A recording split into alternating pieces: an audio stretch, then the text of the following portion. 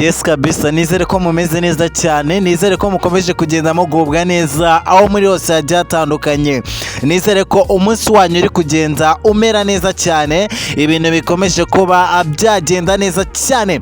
Umuntu wahisemo gukurikira TV7 Rwanda ndagushimiye cyane kuko niwe muntu uzajya ubona update zitandukanye ziba zigezweho ku kanya muri equipe ya APR Football Club ndetse n'izindi equipe.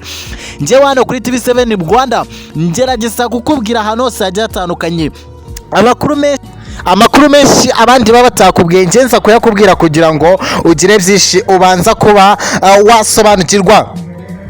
Nababwiye ko equipe ya APR Football Club yifuza abakinnyi, ibyo narabibabwiye magingo aya ngaya mu kiganiro cyabanje nakubwiye ko umusore Ariswane nawe yatsinze igeragezwa cyangwa se ikizamini muri equipe ya APR Football Club. Mu masaha make araba yerekanwe nko mu mukinnyi mushya wa equipe ya APR Football Club.